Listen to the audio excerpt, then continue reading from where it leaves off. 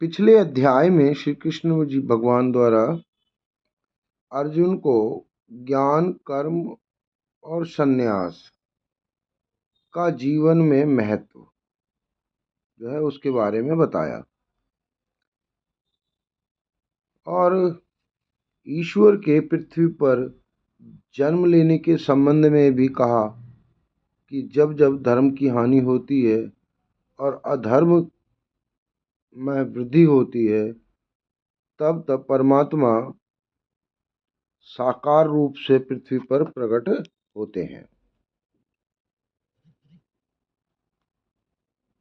अब इन सब बातों से पिछले जो भी ज्ञान, जो भी संस्मरण हमारे चित्त में है, तो एक बात तो बहुत स्पष्ट हो जाती कि जब तक आप योग के माध्यम से, ज्ञान के माध्यम से, कर्म के माध्यम से, जैसे भी हो, जब तक आप अपने आप को, अपने जीवन को, अपने जीवन की लय को नहीं जान पाते, तब तक ईश्वर को जानना असंभव ही जान पड़ता है। फिर भी जो ज्ञान स्वयं के अनुभवों से अर्जित हो वह ज्ञान ही उचित है। और अनुभव जो है वो कर्म करते वक्त, विचारते वक्त, देखते वक्त, सुनते वक्त और शायद बोलते वक्त, लगभग हर स्थिति में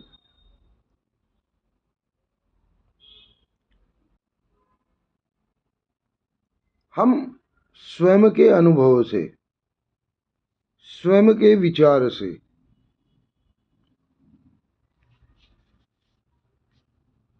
उन सभी गतिविधियों में से या अपने आसपास होने वाली तमाम घटनाओं से जरूरी तौर पर कुछ ना कुछ अनुभव जरूर जुटा लेते हैं।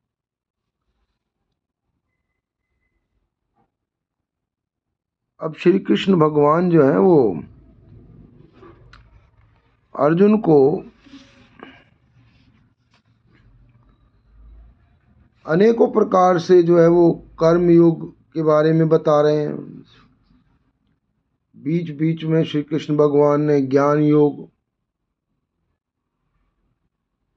या कर्म संन्यास के बारे में भी बताया।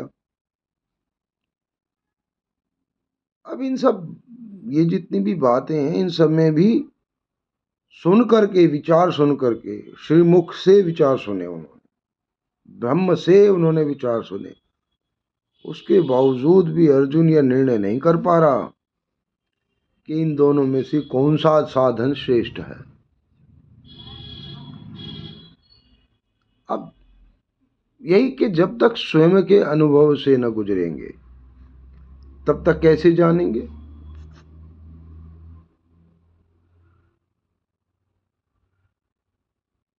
तो इन सब स्थितियों में जब अर्जुन जो है वो अपने आप को अस्पष्ट पाते हैं, निर्णय नहीं कर पाते, अनिर्णय की स्थिति में होते हैं, क्योंकि उन्हें तरह तरह से ज्ञान उपलब्ध हो रहा, तो उस ज्ञान के अनुभव से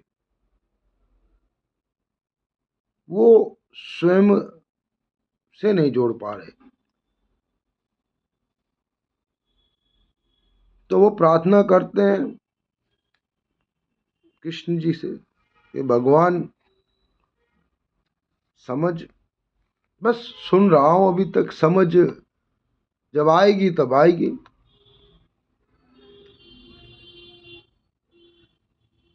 तो मुझे कृपा करके मुझे ये बताएं कि इन दोनों में से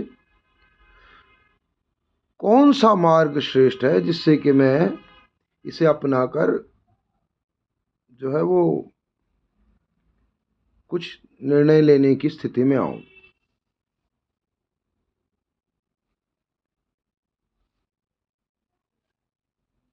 तो श्री कृष्ण जो है वो भगवान उन्हें बताते हैं कि कर्म से संन्यास और कर्म योग,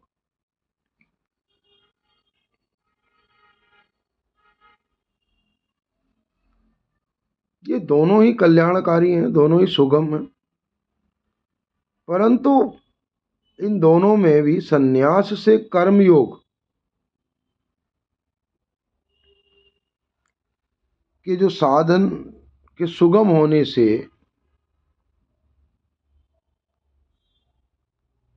वो शेष हो जाता है।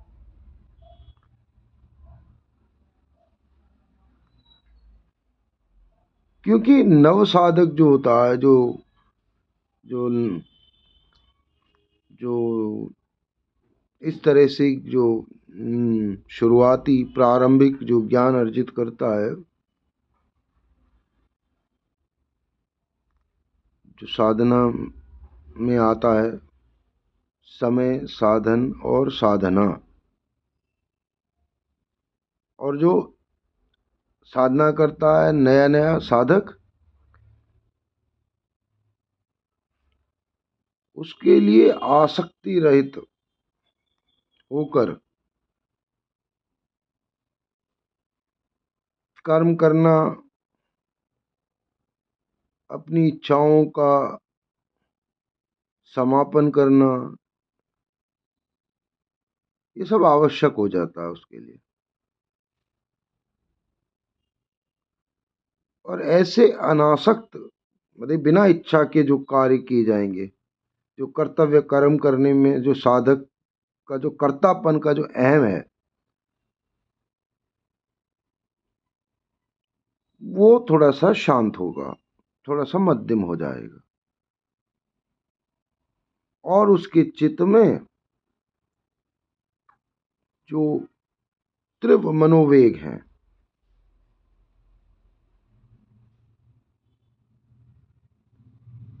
उनको जब वो त्याग देगा तो वो उसके लिए उपयुक्त है। संन्यास का अर्थ ये नहीं है कि साधक अपने कर्मों को त्याग दे। इसका अर्थ है आंतरिक द्वंद्व, परस्पर विरोधी अनुभव का परित्याग करना, उससे विचलित नहीं होना है, उसका परित्याग कर देना। जो विरोधी अनुभव जुट रहे हैं आंतरिक द्वंद्वों से, उनका त्याग करना है।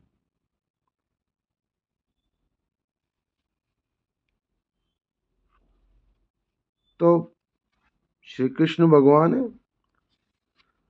अर्जुन को तरह तरह से इस बारे में समझा रहे हैं, बता रहे हैं कि जो पुरुष न तो किसी से द्वेष करता है और न ही मोह की आकांक्षा करता है, किसी भी तरह की इच्छा रखता है, वह कर्म योगी जो होता है वो सदा सन्यासी ही समझने योग्य है।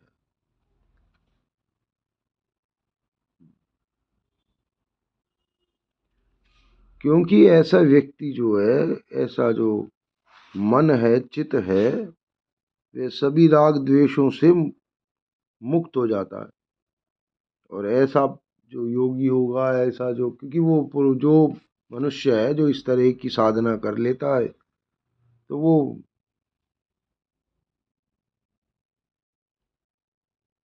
संसार बंधन से मुक्त हो जाता है। तो इस प्रकार जो है कर्म योग से जुड़कर साधक जो होता है वो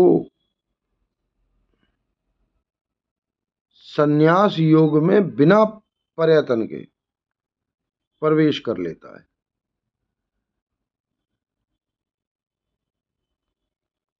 इसका कारण स्पष्ट है कि अनासक्त होकर, बिना इच्छा के जो कर्म किया जाएगा, उस कर्म को करने से मन पवित्र होता है।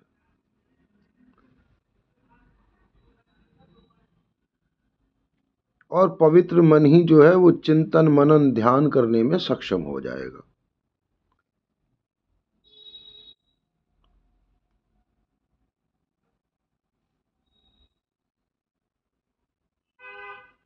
अंतिम उद्देश्य यही है कि अंतर मन के जो अंतर विरोध हैं, जो संघर्ष हैं, उनसे मुक्ति पाओ।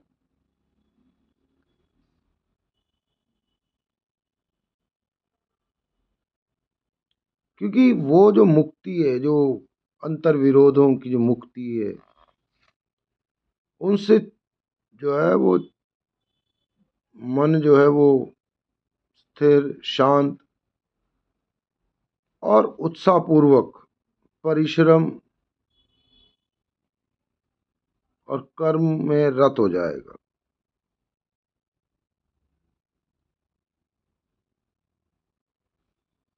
और ये जो उपलब्धि है, ये जो है साधक का जो मार्ग है,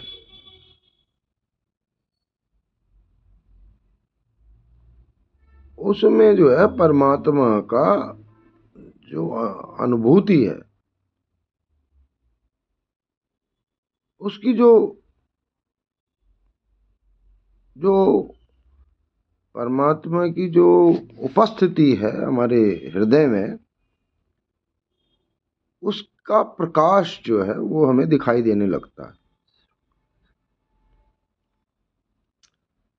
अब बात क्या है कि हम अक्सर पिछले जितने भी अध्याय हैं उनमें हम तरह तरह के विचार जब सुन रहे हैं श्री कृष्ण के माध्यम से अर्जुन के निमित्त, तो इस बात पर ज्यादा यूं कह लीजिए ज्यादा विचार किया गया है कि जो एकाग्र चित्त है ना, वही जो है जो शांत मन है,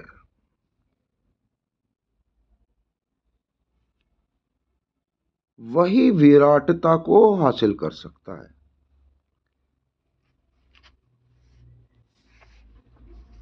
वही तमाम तरह के योग को करने में सिद्धि प्राप्त कर सकता है। वही भगवान के दर्शन कर सकता है।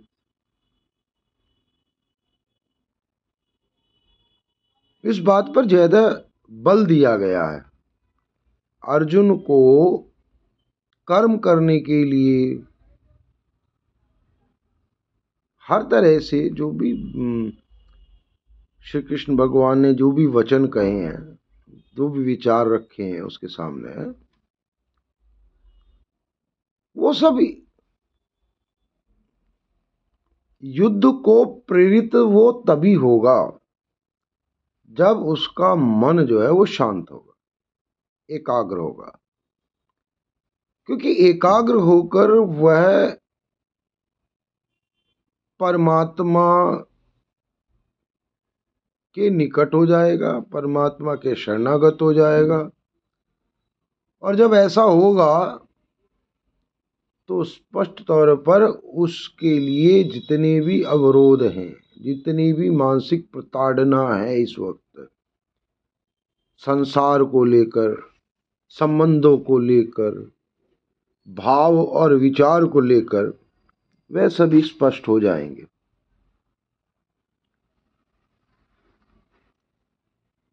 तो ज्ञानी मनुष्य भी स्वेच्छा से या बिना संकल्प के सहज स्वभाव से अपनी इंद्रियों के, मन के और बुद्धि के माध्यम से कर्म तो करता है,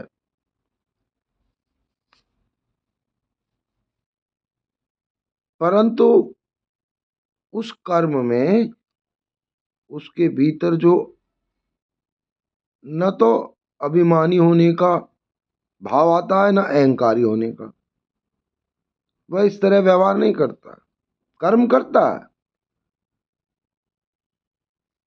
सांसारिक होकर ही करता है, इंद्रियों से, मन से, बुद्धि से कर्म ही करता है। लेकिन संसारी आदमी की तरह उसके अंदर अभिमान और अहंकार नहीं आता। तो इसका अर्थ ये हुआ कि जो मन को वश में कर लेता है, जो जितेंद्रिय या यूं कह लीजिए विशुद्ध मन से, अंतकरण से, आनंद से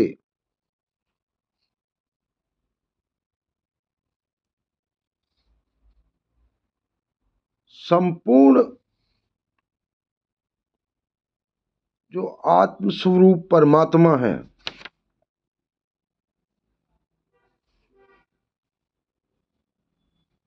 ऐसा कर्म योगी जो होता है वो कर्म करने में किसी भी तरह से, किसी भी बंधन में लिप्त नहीं होता।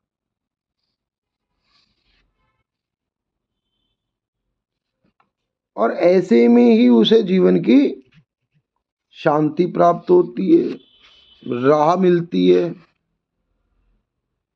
और हर तरह से एक लय और ताल जो है वो समय के साथ वो बना लेता है, और उससे जो है तमाम तरह की व्याधियां, तमाम तरह के जो सांसारिक जो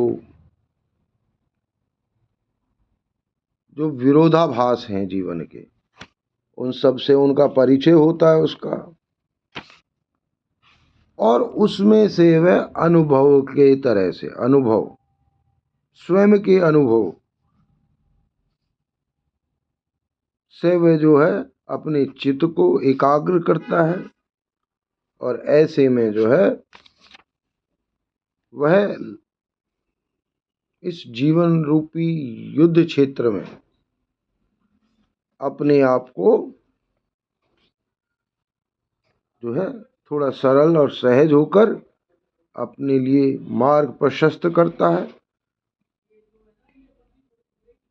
ऐसे ही श्री भगवत गीता के जो विचार हैं श्री कृष्ण के मुख से, जो जो ब्रह्म सूत्रों से मिल रहे हैं, वह उसे प्रोत्साहित करते हैं, जैसे अर्जुन को करते हैं। तो अर्जुन की भी तमाम जिज्ञासाएं हैं अभी भी, तो वो फिर नई चर्चा में हम करेंगे। तो आज के लिए बस यहीं विश्राम, यहीं आनंद। आपकी जय हो, सदा सदा ही जय।